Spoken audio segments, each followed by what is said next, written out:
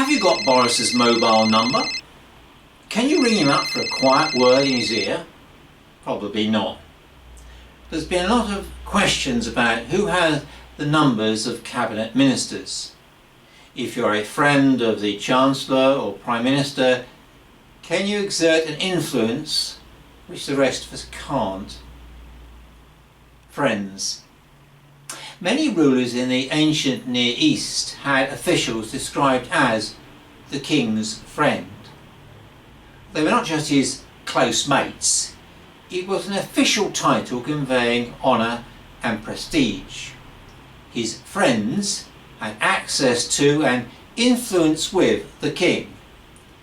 Thus the Bible tells us that at King David's court, Ahithophel was the king's counsellor and Hushai the Archite was the king's friend. The title could also be used in relationship to God. In the Hebrew Bible, a very few special people are given this title. In Exodus we read, "The Lord used to speak to Moses face to face, as one speaks to a friend." And Abraham is also described as God's friend. Interestingly, it's the word used in today's gospel. Jesus says to his followers, "I do not call you doulos," meaning slave or servant, "but I have called you filio," meaning friend.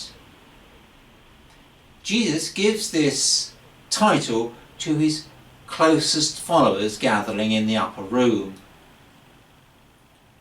In the first reading from the book of Acts, we see this special status being widened. Acts continues the story of the growth of the church from Jerusalem to Rome. Peter, the apostle, has been ministering in Joppa, the seaport on the Mediterranean coast. Out of the blue he gets an invitation to visit the town of Caesarea, some 40 miles further north. Astonishingly, this invitation not comes from an important rabbi or a high official of the synagogue, but from an officer of the Roman army, a centurion bearing the name Cornelius. This Italian soldier is not unfamiliar with the Jewish faith. He is described as a God-fearer. This is a technical term used to describe non-Jews who were fringe members of the synagogue, people who were attracted by the Jews' belief in the one Creator God, impressed by the moral commandments of the Jewish faith.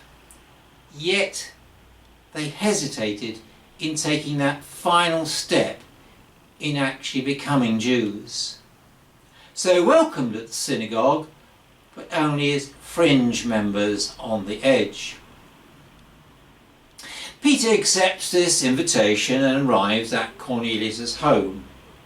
There he shares the message that Jesus of Nazareth is the Messiah, through whom God's kingdom is breaking into the world. This is the point our reading starts today. While Peter is speaking, there is a second Pentecost. The Holy Spirit falls upon these fringe members. Paul's companions, all Jewish Christians, are astounded. The Spirit came upon them at Pentecost, yes, but that was to be expected. They were, after all, part of the inner circle, God's chosen people. But these are Gentiles. Okay, they may be God-fearers, but they're still not real members of the faith. But Peter understands more.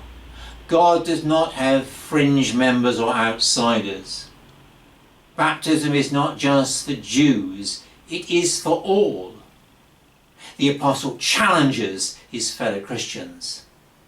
Can anyone refuse the water of baptism to these people now they have received the Holy Spirit just as we have? How can anyone object? So Cornelius and all his household are baptized and recognized as friends of God. the message is the same for us today. We so easily look down on fringe members, those who only come at Christmas or Easter, those who only come for a wedding, christening or funeral. They can't possibly be as close to God as we insiders. Yet, God's Spirit is not confined to the church. He also works in the wider world. In one sense, it was easier for Peter. The manifestation of the Spirit on Cornelius and members of his household was obvious.